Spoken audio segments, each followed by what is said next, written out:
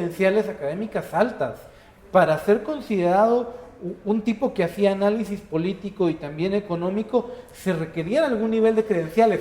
Así que un poco yo me temo que sí hay gente que está aprovechando dentro de algunos exfuncionarios, no solo de la administración de Otto Pérez Molina, sino de otras administraciones que están tratando de extorsionarles y asustarles de que hay investigaciones en su contra a cambio de miedo o de dinero. Sí, puede ser una situación. Leíamos una nota en Prensa Libre donde justamente mencionaban de que él ya le había contado a sus amigos que estaba esperando que tarde o temprano fueran por él, y que él los estaba esperando este momento, aunque no especificó de qué se trataba el asunto, pero justo lo que tú dices, o sea, independientemente de que las personas hayan participado activamente o indirectamente o simple y sencillamente han visto las cosas pasar por el frente y no hayan dicho nada, pues sí ha pasado cosas y sí muchas personas están en esta línea de corrupción o al menos de haberla dejado pasar, ¿no? Sí, pero tiene mucho que ver, o sea, yo creo que sí es prudente que dejemos que las autoridades, al final de cuentas, porque yo creo que estamos asumiendo algo, y definitivamente las circunstancias en las que se llevaron a cabo estos hechos, pues todavía los desconocemos y serán las autoridades quienes digan, bueno, de tal o cual forma pasó, porque es bien confuso el incidente. No sabemos si es un suicidio, no sabemos si fueron balas de segundos o terceros, eso pues definitivamente fue un accidente, pero lo que sí es cierto, creo yo, y que tiene mucho que ver es que independientemente de si él estuvo involucrado directamente, él fue parte de este gabinete. De la administración de Otto Pérez Molina. Y obviamente pero sabía. eso no te condena pero finalmente no creo que lo a descalifique. No, pero posiblemente él sí sabía cosas. Hay Y eso es omisión de denuncia. el que se fue, porque él renuncia y señala que se va porque creía que su trabajo podría entorpecer la agenda que seguía el gobierno por las citaciones que se hacían en ese momento de parte de la bancada líder constantemente al ministro de Finanzas. Yo sí creo que no habría que satanizar a alguien por ser funcionario del gobierno, porque entonces ahí sí cometeríamos el fin de estos grupos de que esto es una cacería, de que esta es una cacería de brujos. Solo porque ya está por terminar este bloque, o sea, yo sí quisiera concluir en el hecho, justamente ese llamado a no satanizar a todos los funcionarios. El haber sido parte de ese gabinete no hace que las personas pues automáticamente sean corruptas. Sin embargo, sí tomemos en cuenta la cartera en la cual estábamos hablando, una cartera donde se autoriza muchísimo dinero para X o Y, hay transacciones, hay movimiento de dinero de una cartera a otra, o sea, sí había mucha presión independientemente de que haya sido por las razones que han sido. Así que despedimos este bloque. Muchas gracias a ustedes por estar pendientes en casa y por favor espérenos después de este corte comercial.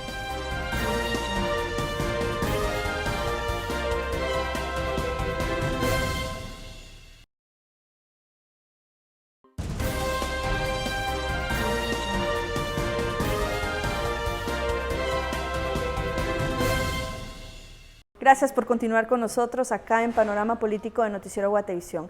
Hablábamos en el primer bloque sobre esta trágica noticia que es la muerte de un exfuncionario de Estado, independientemente de las circunstancias en que se hayan dado. Y pues esto tiene un contexto, tiene un marco, ¿no? Y que no hay que dejar como de lado, y es la búsqueda y la captura de toda la cúpula de un banco, en este caso el Banco de los Trabajadores, por delitos que atentan contra la ley de lavado de dinero y otros activos. Algo bastante grave, si bien el banco está funcionando de manera regular, porque nada tiene que ver hasta este momento esta situación con el funcionamiento de la entidad financiera, pues sí, son cosas que no se veían como muy seguido, ¿no? Pero también esta semana condenas contra gente de Banco del Café, capturas también de gente que estuvo involucrada en el Banco de Comercio. Entonces, yo creo que esto a lo que nos llama es a la reflexión para entender cuántos intereses transitan por medio de estas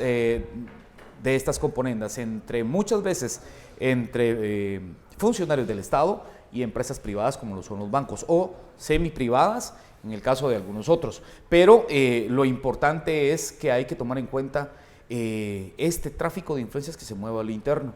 Y es que algunos bancos también, el banco Banrural es quien tiene una muy buena cantidad de recursos del Estado, ¿no? Y sobre quien no se le ha hecho ninguna acusación ni nada Por parecido, supuesto. y que funciona muy bien. Por supuesto, pero a lo que me refiero es que sí es muy delicado, son telas muy delicadas y fibras muy delicadas las que se están tocando en este momento, pero que todo va relacionado con el tema de los bancos. Y obviamente, o sea, digamos que la Junta Monetaria pues trata de calmar las aguas en estos momentos, pero o sea, la situación A ver, es difícil, ¿no? yo lo que creo es que en efecto lo que hemos estado viviendo es como el sistema total del país vivía en una cultura de corrupción, inmerso en prácticas corruptas en muchos ámbitos, y algunos que han caminado muy lento. Estas capturas por el Banco de Comercio cerró 14 años, desde ¿sí? 2002. Exactamente, no, en 2006, al igual que Bancafé. Bueno, pero es un caso de 2002. Estamos hablando, de sí, en efecto 14 estamos años. hablando de un caso de 2002 que generó un deterioro Y los muy daños fuerte. colaterales no solo a nivel Personas, económico, yo sino a recuerdo nivel leer personal. noticias de ese Las muertes entonces que de lleva gente- arrastrando este problema, gente que se suicidó de la depresión, de todo Así ese que tipo de tenemos cosas. fantasmas del pasado que están comenzando a resolverse, pero lo que voy es, y de nuevo se vuelven a desnudar estos casos de corrupción, incluso en lo privado, pero que tienen influencia en lo público, que es el caso de Bantrab. Si fuesen ciertas las acusaciones que hace el Ministerio Público y la CICIG en contra del banco, si bien eso no afecta la operación y la cantidad de dinero que cada uno de los trabajadores y de los accionistas del banco tienen allí, sí te describía cómo este grupo de personas encabezados por Sergio Hernández habrían intentado apropiarse de un bien semipúblico o casi 50-60% propiedad de pequeños accionistas junto al Estado para quedar en manos de unos A pocos. ver, miren, y eso sí llora sangre. Yo lo que creo que es muy valioso es el hecho de que todos esos agentes grises, o sea, que se mueven entre la legalidad y la ilegalidad, pues sean destapados, pues que sean perseguidos, que se les presente ante los tribunales, que tengan un debido proceso. ¿Por qué? Porque todo el dinero de la corrupción, todo el dinero del narco, esos miles de millones, esa danza de millones no se guardan debajo del colchón. Es que y justo. creo que es una situación bastante interesante para todo este movimiento o todos estos cambios que se están dando alrededor de la renovación de la justicia en Guatemala, que se estén dando este tipo de casos. Yo creo que independientemente de cómo avance esto, porque tenemos que esperar que avance y eso será un proceso que no va a ser la otra semana, creo que estos son luces muy importantes de que se están persiguiendo a sectores duros, a sectores poderosos. Estamos hablando de un banco. Pues. Y estamos hablando de precisamente dinero que no se sabe de dónde proviene, el nivel lícito del dinero y lo que estas personas estaban tratando de hacer, que es enriquecerse de forma ilícita y utilizando un sistema financiero estable, un sistema financiero legal, y ocultando acciones ilícitas por debajo, y que creo que es ahí donde va la persecución. Y lo que creo es que no con Bantrap, sino unos meses antes ya se había puesto a prueba el sistema y un poco el aparato de justicia, en el sentido de Bantrap, si bien es uno de los bancos más grandes del país, cuarto o quinto. El cuarto o quinto, ahí más o menos se mantiene. Una de las piezas clave de otro de los bancos más grandes del país, que es Flavio Montenegro, que fue presidente de una corporación financiera muy importante, también fue citado y detenido por el caso cooptación del Estado, en este caso por financiamiento electoral ilícito, que nada que tiene que ver con la operación bancaria nuevamente, pero se le detuvo, se le ligó a proceso, él está con medida sustitutiva y el banco ahí está. O sea, tampoco hay que caer, porque seguramente va a ocurrir en las próximas semanas, en voces o en gente que va a comenzar a llamar a hacer que el banco cierre. El banco va a funcionar, en este caso Bantrap, normalmente, ya vimos, por porque ejemplo, además la cúpula ya había sido sustituida. Ya vimos la superintendencia de bancos, que fue la primera en pronunciarse al respecto, diciendo que no, ¿verdad? Que llama a los guatemaltecos que tienen su dinero ahí, me imagino que extranjeros también, a guardar la calma porque todo pasa. O sea, independientemente, insisto, de que se mencione al banco o de que se mencione a quien se mencione, se están persiguiendo a personas individuales que, si bien actuaron como junta directiva o como sea, pues ya serán las autoridades que definan el grado de responsabilidad, ¿no? Exactamente. Hay otros temas pues que fueron muy importantes esta semana y lo vimos, por ejemplo, el tema de las paralizaciones. Es como abrupto cambiar de un tema a otro, pero también son esos temas que van acumulándose en el guatemalteco. ¿Qué percepción al final, con qué percepción para el guatemalteco al final del día al llegar a su casa con todo este tipo de noticias?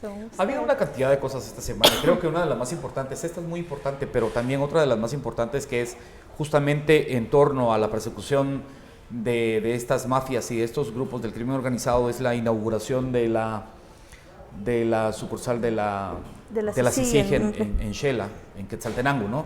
Esto creo que vemos al embajador de Estados Unidos apoyando con todo lo que puede, estuvo presente, y entonces ahora sí vemos materializado ese esfuerzo que se está generalizando, ¿no?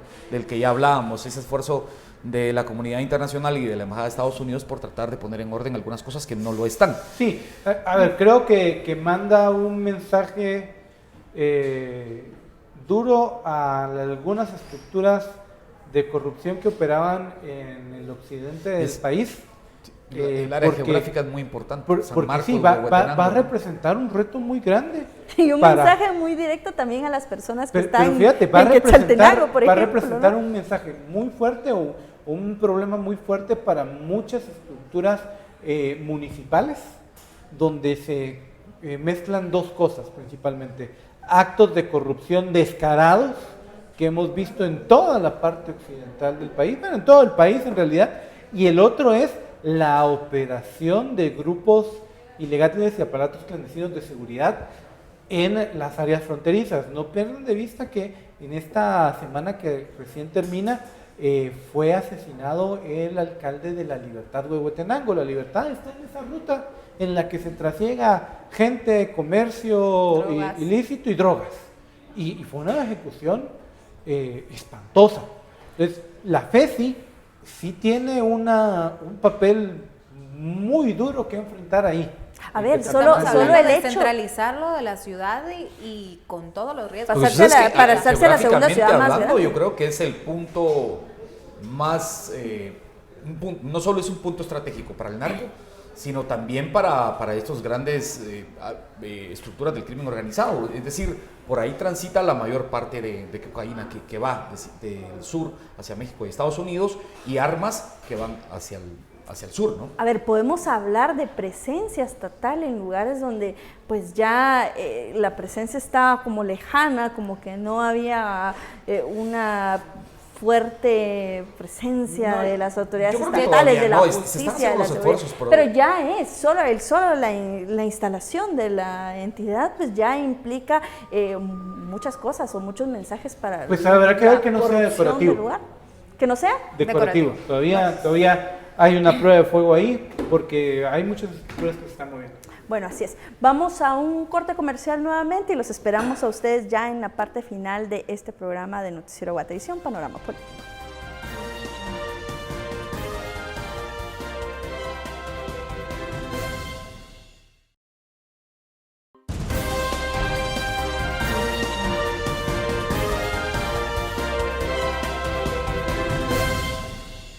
Gracias por seguir con nosotros acá en Panorama Político de Noticiero Guatevisión.